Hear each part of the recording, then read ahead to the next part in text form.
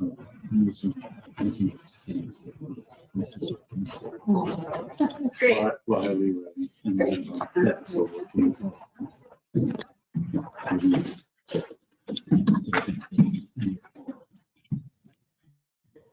All right, I'm going to call the meeting to order. We don't have cameras tonight, so just the way it is, someone screwed up the cameras. Welcome to the work session for the Glenville Town Board, March 10th. We have a few things on the agenda. One is the solar PDD at Freeman's Bridge Road. Second is the roundabout at Route 50 and Freeman's Bridge Road. Third is an event related to food delivery. Fourth, town committee structure. And then fifth, we'll review the agendas, the agenda for next week, which seems fairly light right now. So we'll start with the first item, which is a solar PDD for Freeman's Bridge Road. As you folks can see, the maps for the PDD are up front. You can take a look, I know, or you've looked at them already as you've come in. But this is the first solar proposal that's come in for us as a PDD. This is not a parcel that is where it's currently zoned. Solar is allowed on right now. It's part of the Freeman's Bridge Overlay District, general business with an overlay district, Freeman's Bridge Road. So it's not an allowed use. Gina, does it show the address on there? I think it's like 66 Freeman's. Is that right? So that's the entry point to the Freeman Bridge Road, but the acreage it's more than one parcel, isn't it? No, it's one parcel. It is owned all by the same It's person? Sarnowski's old property. There's an address on there. I think you're right. Jim, there's also over here. No, 66. 66, yeah. So it's 66 Freeman's. It's one parcel. There's a bunch of wetlands in the back. It has a small frontage, maybe 100, maybe 125 feet as far as frontage onto Freeman's. And then it opens up pretty big in the back where there are some wetlands. So as we look at the use of the property, there's not a lot of use for the property in the back for a couple of reasons. Number one, there's really no access if you do frontage onto Freeman's, like a retail location. Number two, not a lot of people want to be in the back of something like that. Number three, the location between the airport and the two junkyards on either side, both to the north and the south of it, make it a little bit undesirable as well. And number four, the fact that there are a significant amount of wetlands that traverse the center of the back, which means that you can't put a contiguous building on the back property because of the wetlands. So it makes it a little bit hard to develop back there. And so this proposal came in a while ago, and we've been talking with the developers and negotiating different ideas and thoughts. And we got down to the point where we would look at, I said that we could bring to the board a PDD or PUD, whatever it is that people want to use as a terminology. And they said, well, we don't have any other use. And I said, well, that's a problem for a PUD, but we really would like to see a retail development occur if we're going to look at a non-conforming use like solar in the area. And they didn't have anything else, and they claimed that they kept looking and they didn't. And so during the negotiations, I had suggested that, well, why don't we at least get the property shovel ready? Why don't we at least require you to take all the buildings down, clean it up, make it shovel ready? Because if we have a property that's shovel ready, we might actually have a better opportunity to market this thing. So they agreed to that. And then I said, okay, but then we also want to see something there. So we'll give you 3 years to attract something that's compliant with the code of Freeman's Bridge Road overlay and general business. And they kind of hemmed and hawed on that, and we didn't really know what our leverage was, what our hammer was. And then I thought, well, why don't we make you post a bond, and we'll tie that to something that makes sense. So why don't we tie it to what 3 years, we'll give you 3 years, but what would 3 years of property tax would have been if there was a normal use there? And we'll make you post that bond, and we'll cash that bond in after 3 years if you don't have anything. And they seem to be okay with that. So they're going to be coming in with they're already in with the actual site plan for GEC to start looking at. But as I told them the other day, you got to get your PDD in, because if the PDD doesn't pass, then the site plan doesn't make sense. It doesn't, the seeker doesn't matter if the site plan doesn't pass. And actually right now for seeker, GECC would have to say it doesn't comply with zoning at this juncture. So the PDD has to get done quickly. As part of the negotiations, although they're not covered by the solar for parks law, as I call it, I said it was only fair that you play under the same guidelines that anyone else would. And I said you would have to pay the $7,000 per acre fee for public benefit. And they hem and hawed on that one. And that got a little tense. There was a little bit of we're walking away type of thing. And said, okay, you can walk away. But they walked back. So that's good. And said, okay, we'll do that. And that was something that they agreed to. So we have a couple conditions in the PDD: a public benefit for the 23 acres, shovel ready site with the 3-year grace period, with a posted bond for 3 years worth of property taxes if they don't develop it. And they have to provide significant amount of screening that eliminates any visual impact from Freeman's Bridge Road. And that's something that I don't think the site plan has addressed yet. And that's something we're gonna have to talk about. So, go ahead. Maple Ave. I mean, 'cause Maple Ave has quite a bit of natural I mean, it's barrier. pretty dense there at this point, but That's a what separate, happens if some of this starts to get developed, then this is going to be visible. right, And it's, and I'm not against it, Right. but should we be concerned with that? And I know that GECC people are going to ask that. well, that's fair for them to have to address. Yeah, I would let it go through that process. Let them address it. And that's for the PDC too. Yeah. Site plan review. Yeah, you mentioned to them. That's their Yeah, I'll mention to them that they should look at Maple as well. Yeah, you know, I mean, at this point, obviously, yeah, I know these properties are pretty well overgrown, but, you know, they're also owned by people who might want to develop. Right. So that's where we are with the PDD for Freeman's Bridge Road. How much power generation is it? How many watts? There, Okay. I don't know. I want to say it's got to be about a 5 megawatt, Yeah, it looks like. because the pilot, there's 2 ways to do a pilot. The town can do a pilot. And normally we do the pilot when nobody else responds to the letter from the developer, meaning the school district or the county. In most cases, the school district and the county do not respond. This case, the school district and the county both responded. So I called Ray up and I said, Ray, you're an IDA. You can preempt us if you want on it. I'd rather have you, I hope you're okay with this. I said, I'd rather have Metroplex do the pilot for everybody as opposed to the town just doing the town and then making the school district and the county figure out for themselves.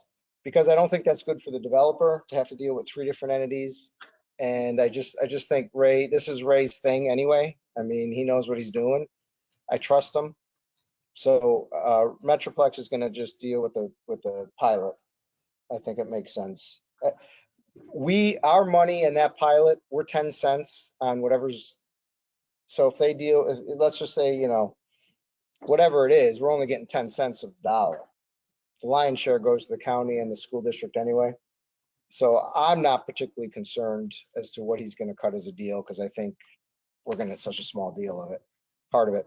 And as he likes to point out, as he says, Ketchley's already taken $162,000. So I think it's okay for Metroplex to deal with the pilot. Generally, NYSERDA and both Metroplex, both their models are about $5,000 per megawatt as a pilot. So you're looking at probably $25,000 pilot. That's a general, and we only get 10% of that per year. What's the property paying in taxes right now? Very little because it's vacant. Yeah, Any taxes on it. we are getting some, I mean, we could look that up easily, but I don't know offhand. Very little because it's vacant. Okay. And if the retail does get developed, that would be a separate part. Yes. That would be a separate, that would not be under the pilot. This is only a solar pilot. How many acres of commercial? I just saw, I can't remember, what did it say in the front? Commercial? The, not many, there are a couple acres. It depends on what you count, the frontage or, Oh, the red box. oh, so the back behind the frontage is too? Yeah, it's saying 4.5 acres. Altogether? Yeah. That includes the house that's next. No, the houses are owned by a different owner. He only has the 100, it's probably about 100 feet of the greenhouses. Yeah, it's not very far. No, it's not a big, it's big, as far as frontage goes, there's not a lot of frontage there.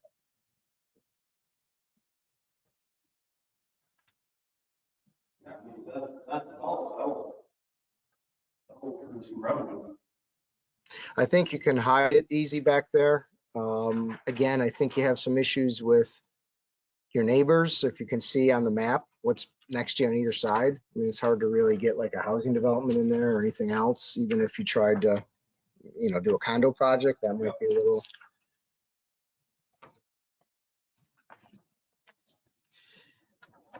Anything else on that? Questions, thoughts, concerns?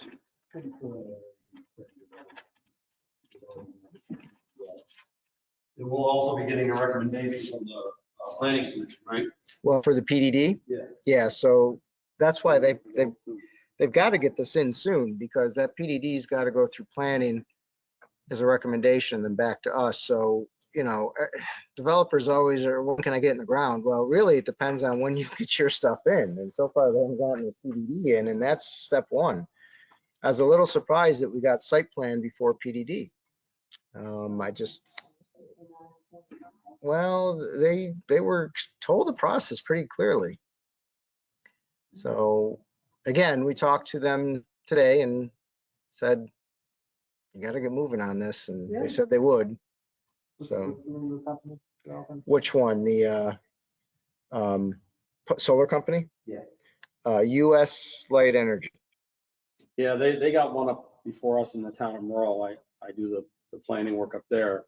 And CT Mill is also the engineer, and they got it. Same thing, going for a PUD on it, and they got it all the technical work is done. Except for the PDD. Yeah. And they're not gonna get it. Oh, really? See, that's the problem, that you're putting the cart They're before coming the in for a horse. PUD, and it's the singular use of solar. Yeah, yeah. Well, if they had a creative person up there, they could find out that you could get the sites ready for next use, and that could be, so. Anyway, the company is well known as far as doing projects in the area. They've done a lot in the area. I don't know where they are in their national grid, because they have to be in the queue to get approved by National Grid. There's some confusion as to where they are in that process, but that might be holding them up a little bit too. But generally, I think it's a positive program for Freeman's. And I think it's going to help us clean up Freeman's a little bit and move some of that along quicker, getting that site shovel ready. Sounds like some good negotiating. We try. Anything else? Okay, move through that one pretty quick. Jim, the roundabout. Yeah, this is something that I wanted to try and advance. Yeah, what I gave you is I handed out some excerpts out of 2 recent planning efforts that were done here in the town. And the Freeman's Bridge Road Complete Streets Plan was a fairly involved effort. And it's really kind of unfortunate that kind of came out, so to speak, just before the era of COVID. And I think it's kind of gotten lost. It was I think a pretty good document, had a lot of public input, a lot of input from the business community. And And that's the primary document that advances the idea of a roundabout. It speaks to it in some detail.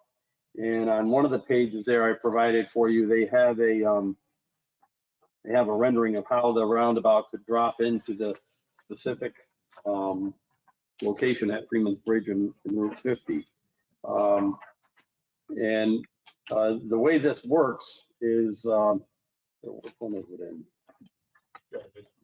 Yeah, it's in the second one. The comprehensive plan and zoning analysis for Route 50. They have a rendering of how the roundabout could actually drop in there. And what usually is done is the CDC will authorize planning documents like this, and then the planning documents translate into the capital projects, and that's where we're at right now. And you'll see they even identified, a schedule for this of sorts, moderate to the long term, and they also identify the potential funding sources and assistance, and they even put a preliminary number on it of $3 million. I think it would be improvement for Freeman's Bridge for the overall town, both from the standpoint of safety and function of that intersection. And I think this is something we as a town board should be advancing on behalf of our residents. A lot of work and effort and the actual taxpayer money went into these studies. And I think we gotta start being a squeaky wheel about this on the Transportation Council.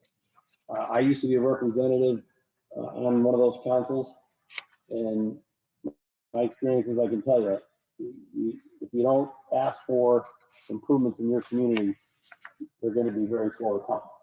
And so, those who do step forward, and you got the usual harangue, Chris, already when you just asked about this. They said, no, there's no money, long term, you're going to have to pay half of it, and all the usual threats. And I've heard that a million times, and you just got to keep pushing it. And the fact of the matter is, if you approach this right, we can get the town contribution of this down to 10%. Why should the town have any contribution? None of those roads are ours. No, it may very well be county, you're right.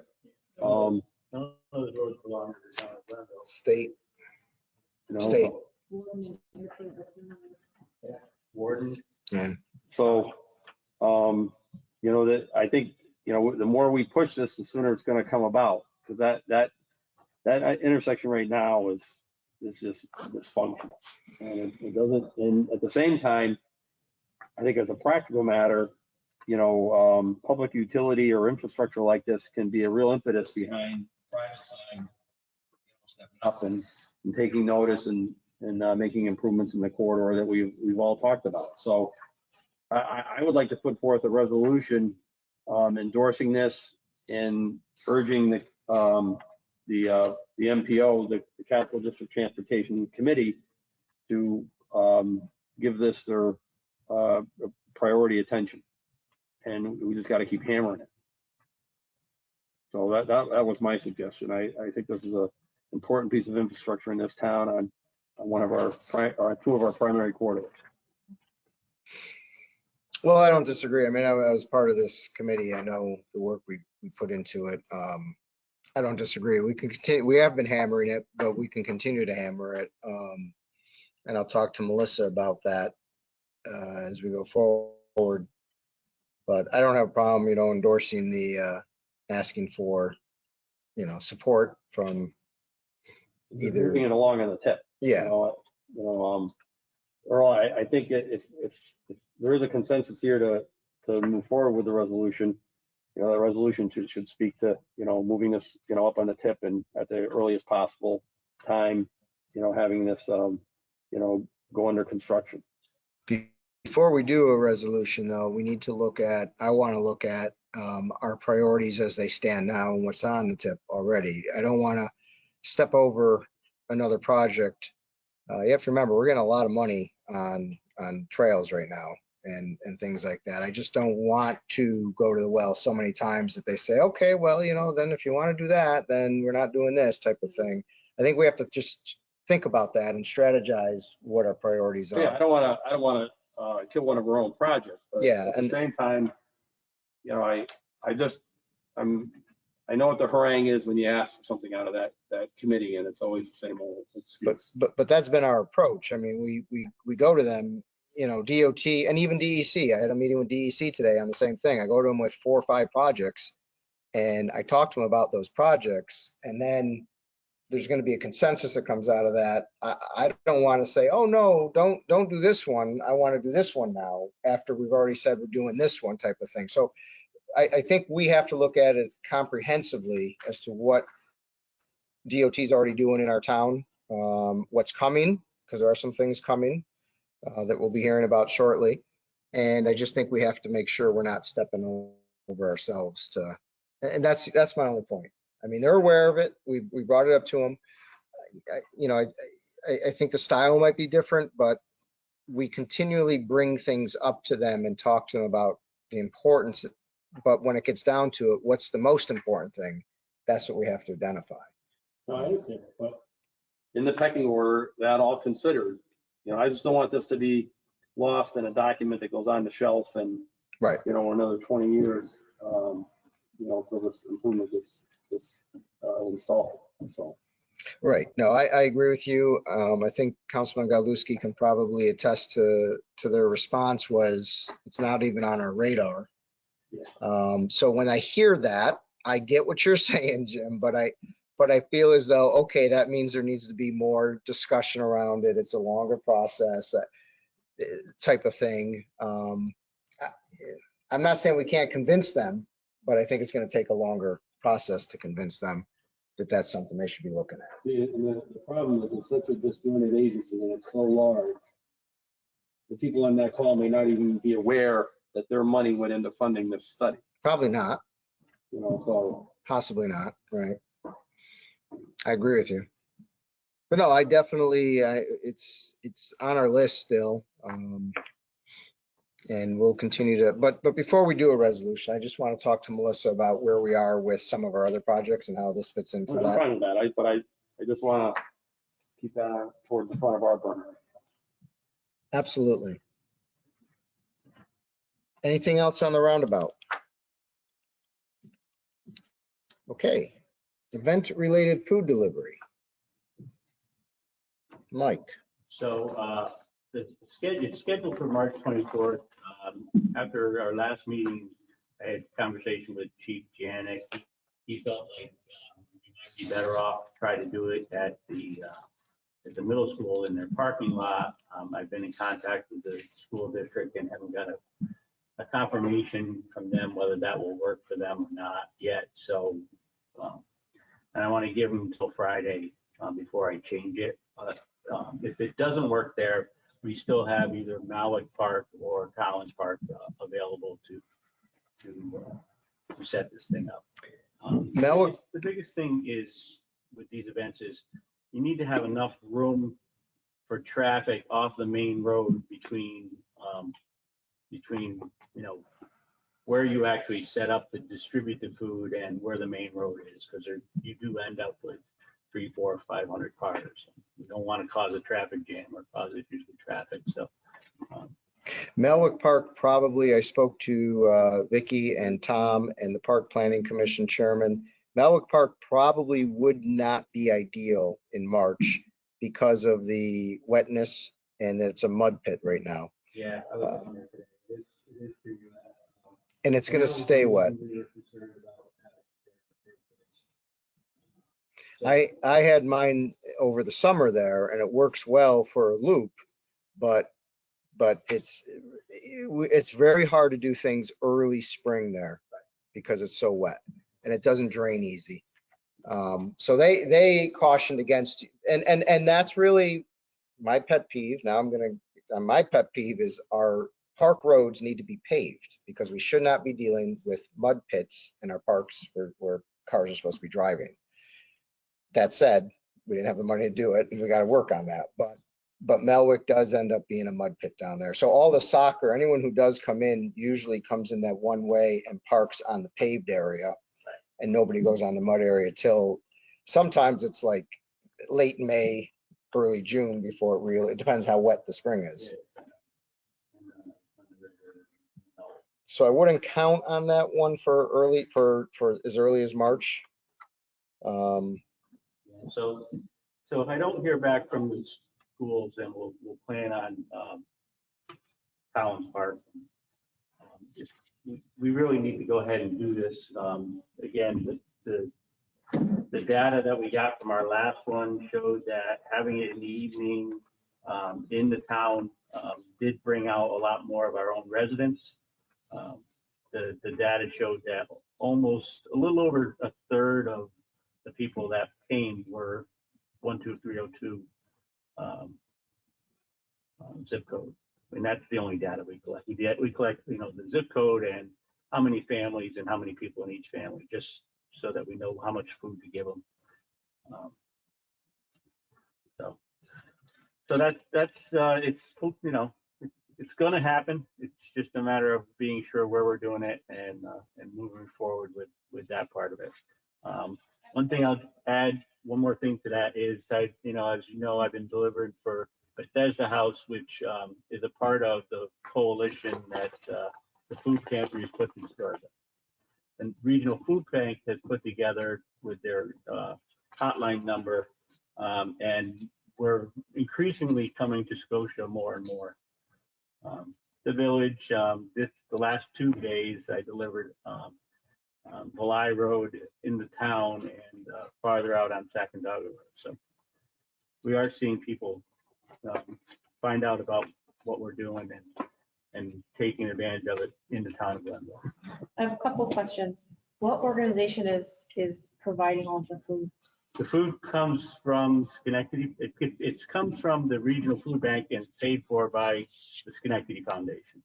I mean, I think this is really nice, and I think that it's probably necessary. I don't doubt what you're saying, that the data has shown probably something that has been a need for longer than it has been realized. I guess, what do you need from the town? 'Cause it doesn't sound like this is a town-sponsored event. Do you want advertising for it? Do you need? We don't need to advertise it. We made, just Facebook posts, some flyers we put up around town.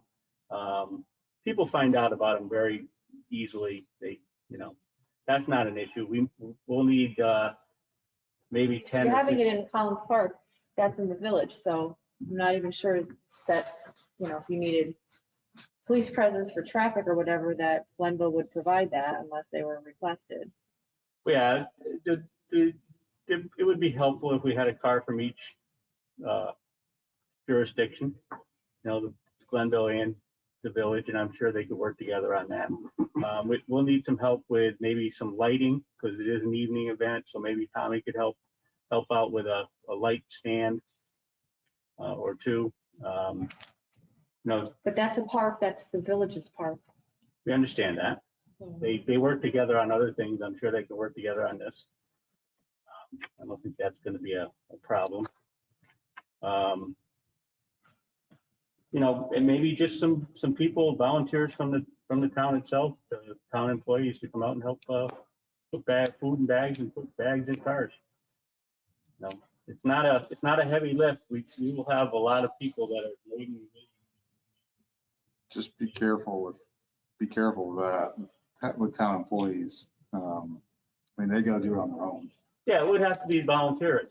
Absolutely. I don't expect to ask anybody or us to pay anybody to do it. It's strictly a volunteer event.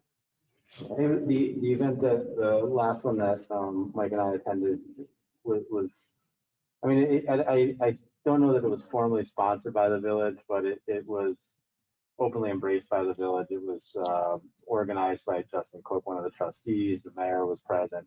There were representatives from the police department, the fire department, and it just kind of had, like an openness of volunteerism.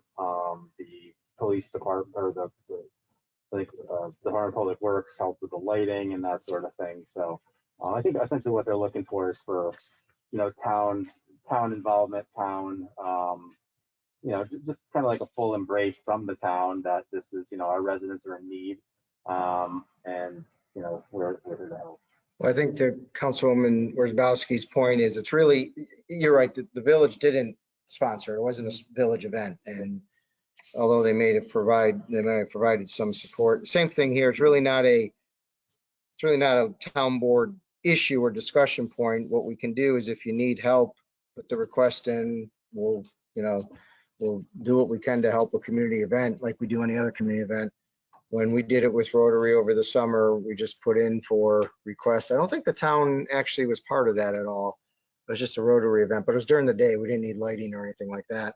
We didn't need police because we did have that nice loop. It didn't really impact anything, but I think make a list of what it is that you need from the town and we can coordinate what we might be able to help with.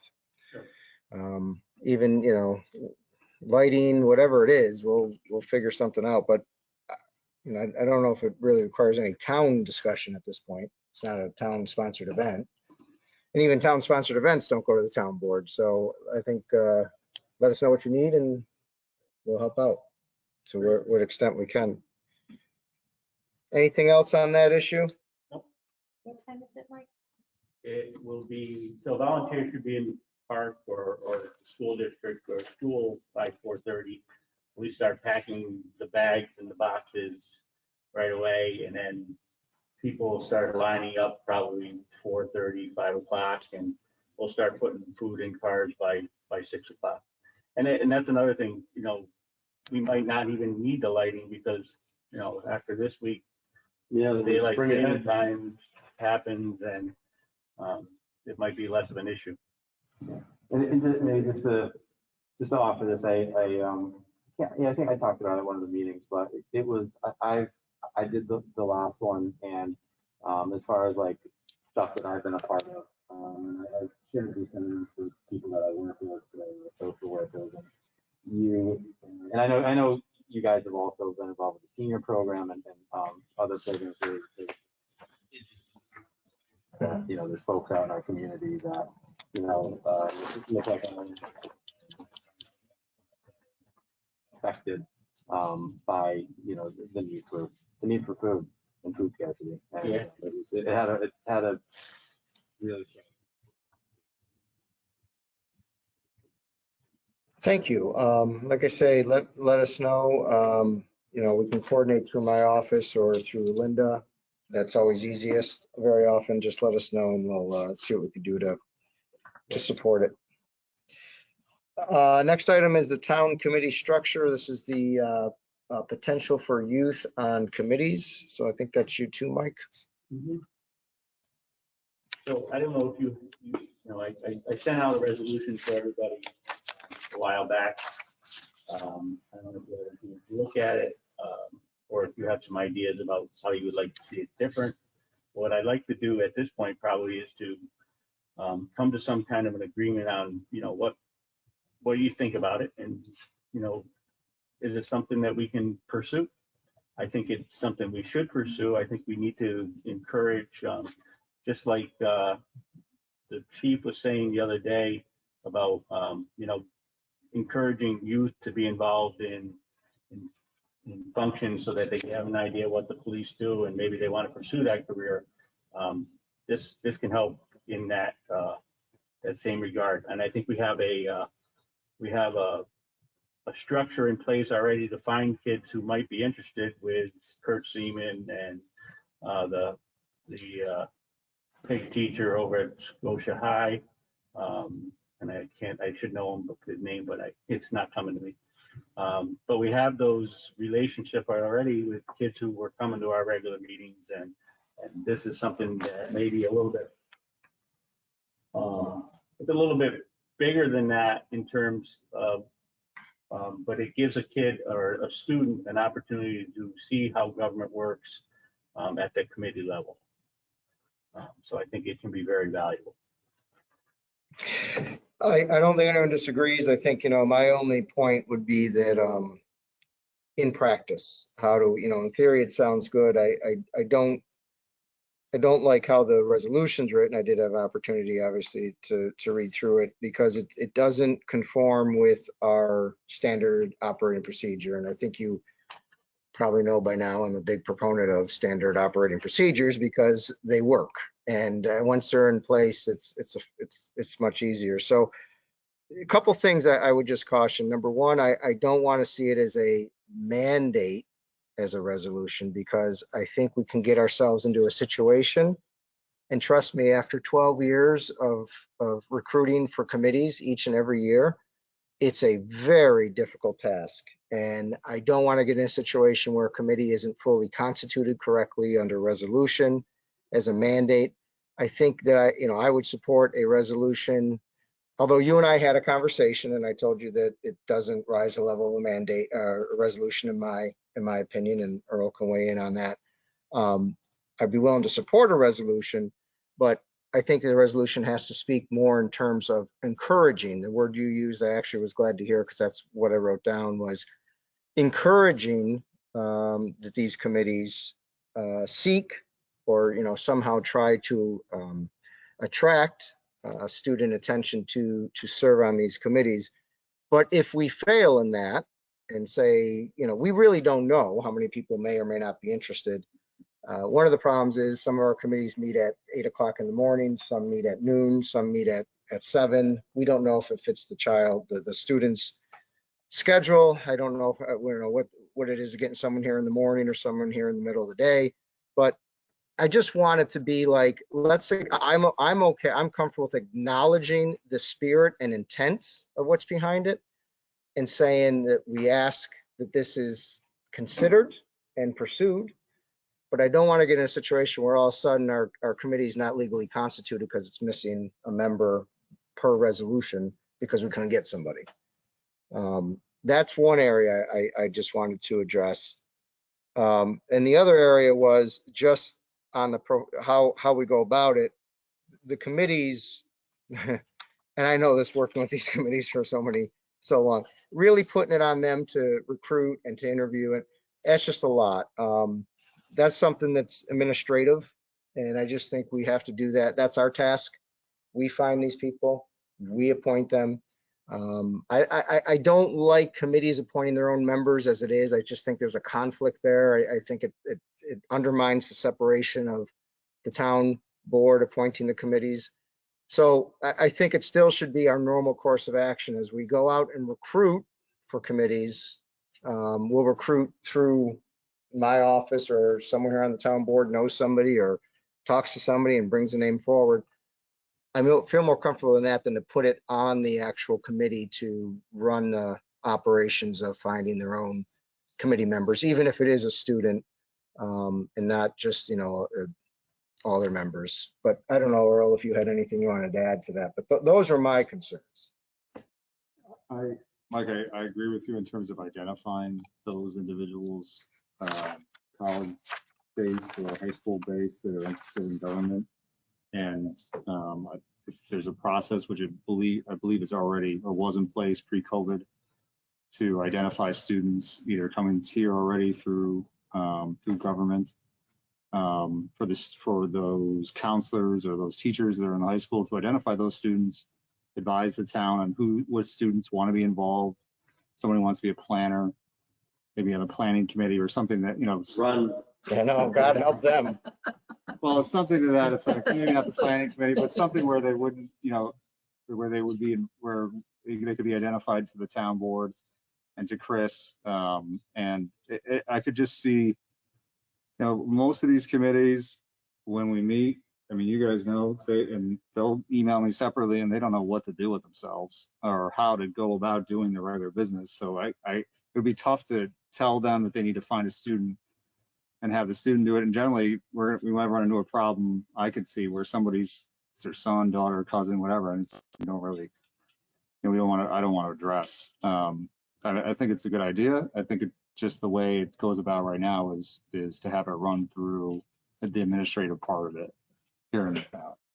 And the other thing I just want to point out, and not that it conflicts or would change it at all, but we do have opportunities for youth to engage the town in different areas through internships. We do have internships through planning department, believe it or not, through parks. We do have opportunities for youths to take part in town operations. So and we would do that through administration. We've offered if someone wanted to be an administration intern or something. We haven't had any of those. But we do have that opportunity. I could see us writing a letter to the school districts and saying this opportunity exists. Can you identify students? And if so, send them over and we'll add them to the roster. I kind of like to start this in 2022 towards the end of this year, as we put our committees together, because number one, we still have this COVID situation. It just makes things so awkward. And the committees have already been constituted and already started. It's not a big deal if we want to add somebody in the middle of the year or something, but we can do that. But I like to start clean with it and give the school districts an opportunity to identify people. I mean, we can announce it to them and have them start looking for people. But those are the two chief ones where I didn't want to see it as a mandate, and I just wanted to keep it with our typical structure that we constitute our committees under. I like the spirit of the idea. It's just a matter of how it's executed. And I agree. I don't think it should be a mandate, but I wouldn't mind, like, if we want to actively go on like for lack of a better term, a marketing campaign or a awareness campaign, posters in the schools, correspond with the history and government teachers and have them, promote it in their class and, make an announcement, that, the town has a committee opening here, this is what it does. Anybody have an interest, that kind of a thing. So we proactively, reach out and try and engage, the youth in civic activities. I think that's wonderful. But I just don't like the idea of well, we got 7 slots in this committee and 1 has to be a student. I don't know if that's a good idea, but I'm all for trying to, proactively get out and engage a civic spirit, among the younger adults in the community. That's wonderful. And if we can do that in proactive ways and in positive ways and create some energy around that, that's great. I just don't like the idea of a heavy mandate, a slot on every committee, or certain committees have to have people of a certain age. I don't think that's good. I have a question. I guess I think this is a great idea. I'm wondering, what is the role of this student going to be? Is it going to be merely somebody who, I mean, be a voting member of the committee, or are they? I mean, some of these kids aren't even going to be 18 yet, so their role needs to be defined. Are they just there as kind of a community observer? Are they there as a voting member of the committee? Are they required to put input into decisions? Are they there to learn, or are they there? I mean, I guess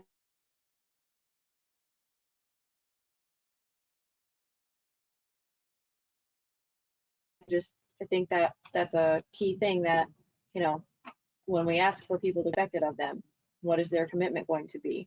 How are they going to be involved? From my perspective, I think everyone's sentiments are well taken. I like the idea of the student being a voting member of the committee. I mean, that kind of to Earl's point, like,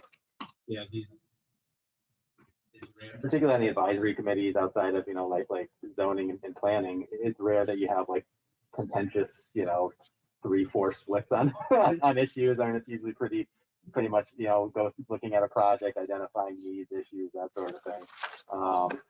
The possibility of like doing it as like an ex officio type thing, or something to the extent of where they're in more of an advisory role and their vote doesn't count. That maybe that's a way of doing it. But I think being proactive, as opposed to calling it a mandate, and maybe to Chris's point, going and putting the onus on the town as opposed to the committee is fine. But like, publish it, like Jim said, publish it on the website, do letters to the local history teachers, and demonstrate, some level of outreach and see if we can pull people. I mean, it definitely would be, for a kid, it would be a great resume builder and a great thing to, put on like a college application if they did a year on like the park planning committee or something here in their town. I just think it's great that, you try and engage younger adults, in their community. So See how things work. to that end, Gene and I had been talking for a while about this, as we think about this, the idea we originally had and just didn't have time to pursue was to create a youth council as advisory, so that these folks would advise, almost like a youth court. You might be familiar with youth court, where they kind of go through, or a mock court, where they kind of go through the resolutions and have their own input and vote on it and blah, blah, blah. And that can be fed up to the town board as just an advisory type of situation. Because as we look at this and we look at the committees, some of these committees, you have to be a resident to be on of that district. Like Berkeley Square, you have to be a resident of Berkeley Square. Now, maybe there's a kid there, I don't know, but I think that's pretty limiting.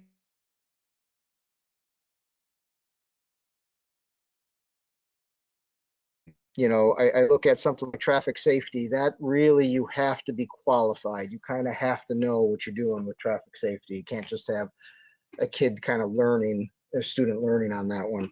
So yeah, I know. But that's where you would get, I think that's where you would get more of a intern, someone who's in a program for traffic safety management or something. That's fine. And we have that already, that program. But I look at it, it really comes down to small business economic development, which you may get a planner interested in that. Environmental conservation, which I think you would get interest in that. And park planning, which I think you would get interest in that. But other than that, I think the others don't really, I don't think you're going to find people in those particular neighborhoods necessarily.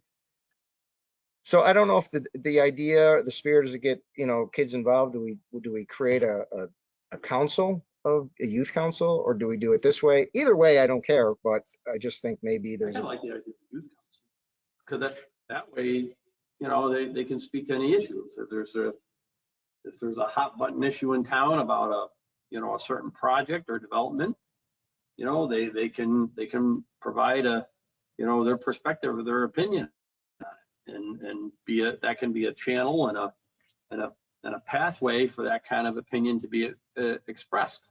Reach out to the two history and government teachers and ask them if there are students who would like to help us create this idea.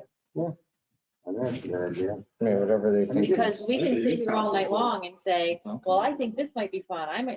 But if we have students who are interested in this to help us craft this and make this into something that's going to be sustainable, input from them is what we're looking for anyway, right? Let them come up with it. Yeah. Yeah, that's what I mean. It can be freewheeling, wide ranging, and So let's do this, Gina. Why don't you and I reach out to Kurt and Mr. Kristen's in his class right now. I'll reach out to the two of them, and maybe we can sit down and have a conversation.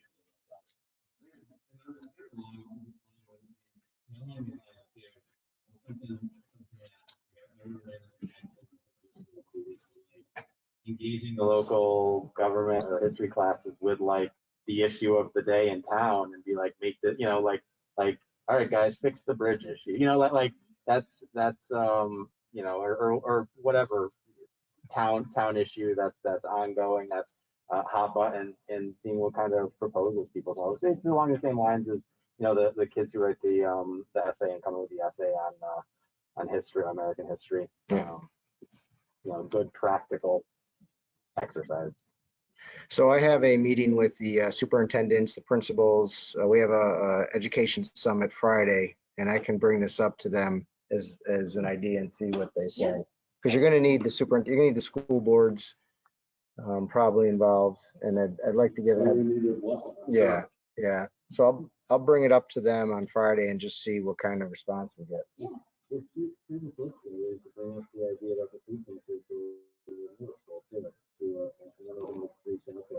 So I asked Jack, she's moved Yeah. to the business office because Susan apparently has been out of work, such as some family issue that she's taking care of. So the Giaquinto, I think, is the business. Yeah, he's supposed to be getting back to me today or tomorrow, which today is over. But no day is ever over. That's right. That's true. You know, if she's not working, I'm sure his day is very, very busy, so. So I'll float it out there as part of the agenda on what some of the other issues we're going to be talking about and see what they say, and then we can go from there and reach out to the Yeah. high school teachers after they kind of give it their blessing. Okay. But I think there's a few ideas in there that might work out. Anything else? Okay, so then we just have the agenda. It is late, except for what's not on there. I told Linda she missed it, was adopting the police reform report will be on there. Yeah, we'll go back to anything else. Just one comment on some of the comments from the survey. One of the comments that really stuck out to me was, I'm not sure who it was, but it was a comment about asking if we're going to continue or if we can get back to helping the seniors with the issue of travel and focus. And I asked because